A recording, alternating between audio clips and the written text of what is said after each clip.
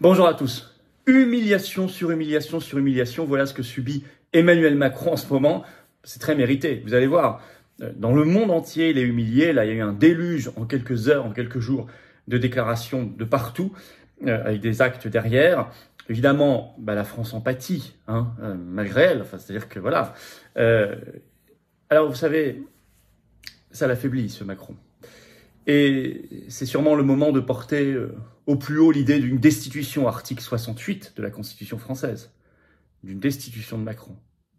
L'idée progresse dans les esprits. Incontestablement, des gens en parlent alors qu'ils ne connaissaient pas l'affaire il y a peu de temps.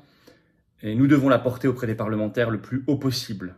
Bien évidemment, on ne peut pas continuer ce carnage. En tout cas, plus Macron est affaibli, moins il pourra faire, il pourra nuire. Donc, je vais vous expliquer ces humiliations, je vais vous expliquer d'où ça vient, je vais vous expliquer les implications, je vais vous expliquer ce qu'on doit faire dans cette vidéo. Et vous me direz évidemment ce que vous en pensez en commentaire, ça m'intéresse énormément.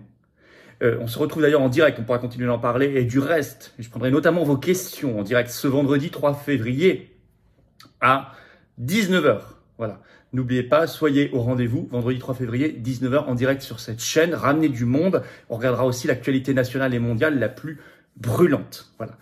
Par ailleurs, je suis dans le Tour de France hier, j'étais en Sarthe, c'était magnifique, un monde fou et une très belle organisation, beaucoup d'énergie. Je suis le jeudi 23 février à Lyon. Vous écrivez à référent69@les-patriotes.fr.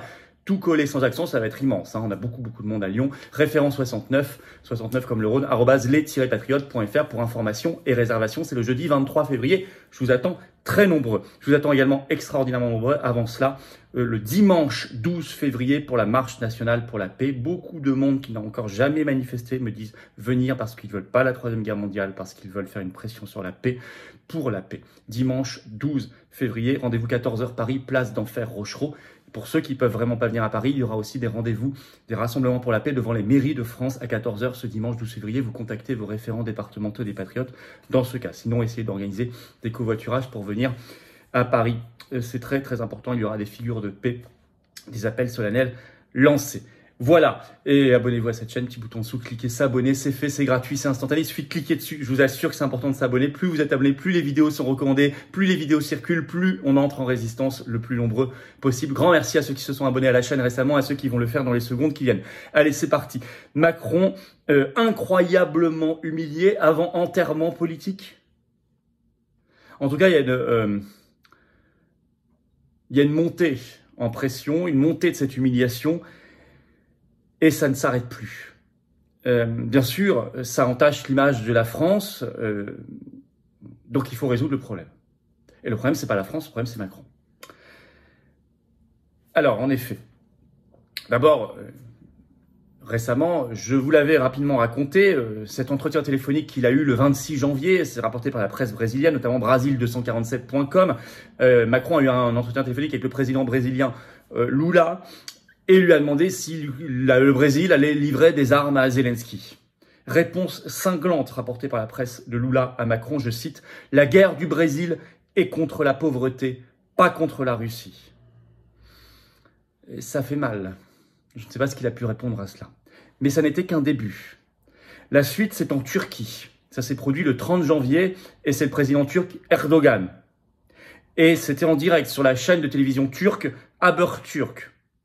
Voilà ce qu'a déclaré Erdogan, en sachant qu'il allait être repris. Je vous explique, je vous le cite. « Croyez-moi, dit-il, l'homme qui est à la tête de la France n'a pas la capacité pour être président. » Il ajoute « Je parle ouvertement et mes mots arriveront jusqu'à Paris. » Donc il le sait. Il ajoute « M. Macron est malhonnête. Et nous voulons que la politique internationale soit construite sur l'honnêteté. » Il ajoute « Emmanuel Macron a perdu toute crédibilité. » Malhonnête, pas crédible, n'a pas la capacité d'être président. Je veux dire, c'est triste pour la France, mais ça cible Macron. Troisièmement, c'est pas fini. 1er février, tout récemment, rapporté par une dépêche de l'agence France-Presse, l'AFP, déclaration de Maria Zakharova, la porte-parole de la diplomatie russe, en conférence de presse, qui a jugé, je cite, « absurde » qu'Emmanuel Macron puisse penser que les livraisons d'armes à Kiev ne constituaient pas une escalade. Et elle a ajouté cette phrase, écoutez bien. Je cite, « Je n'arrive pas à croire qu'il s'agisse là de la logique d'un adulte. » Là, on est dans la totale humiliation, la 3e en une semaine. Elle le compare à un gosse, un gamin, un enfant, à un ado mal élevé. Absurde.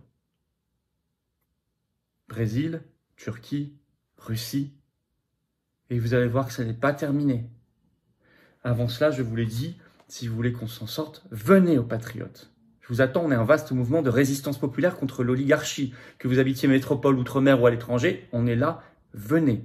Le lien pour adhérer ou reprendre votre adhésion annuelle, ça a plus d'1 an. C'est le premier lien sous la vidéo en description. C'est un lien également commentaire épinglé. Et dans les dernières secondes de la vidéo, en cliquant sur l'écran. Mais là, vous pouvez cliquer aussi sur une petite fiche sur l'écran, maintenant. Sous la vidéo en description, il y a un 2e lien également pour faire un don de soutien aux Patriotes. Nous permettant de financer nos actions parce qu'on n'a pas eu 1 euro de financement public.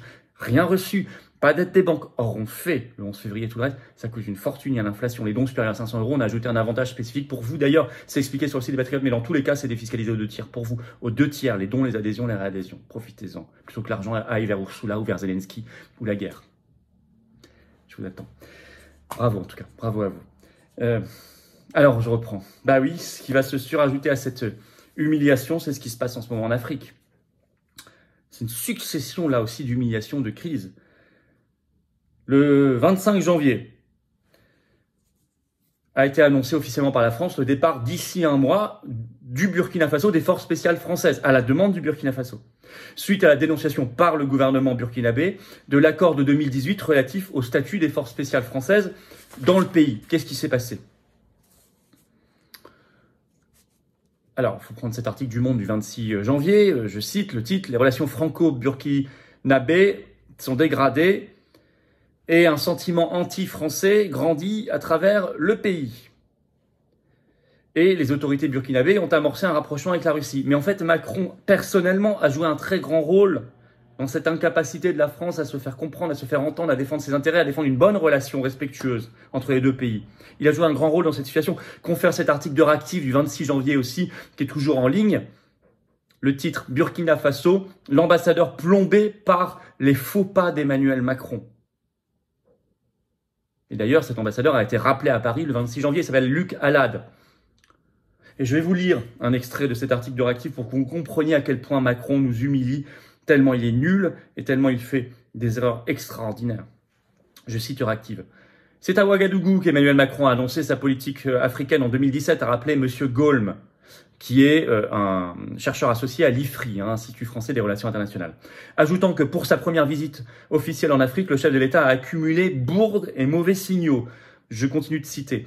Il a fait son discours à l'université de Ouagadougou devant des étudiants et non pas au palais présidentiel, ce qui a déjà pu être perçu négativement, a déclaré M. Gaulme. Selon lui, ce symbole a été interprété comme une volonté de l'Élysée de passer outre les autorités du pays.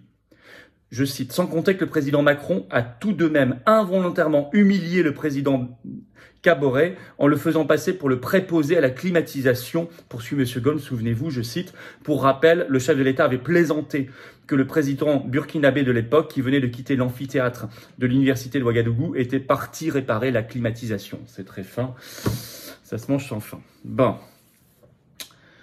Or, l'ambassadeur Luc Alade est perçu, je cite cet article, comme l'homme du président Macron au Burkina Faso. C'est surtout pour ça qu'il est dégagé. Non, enfin, et déjà le Mali avant cela.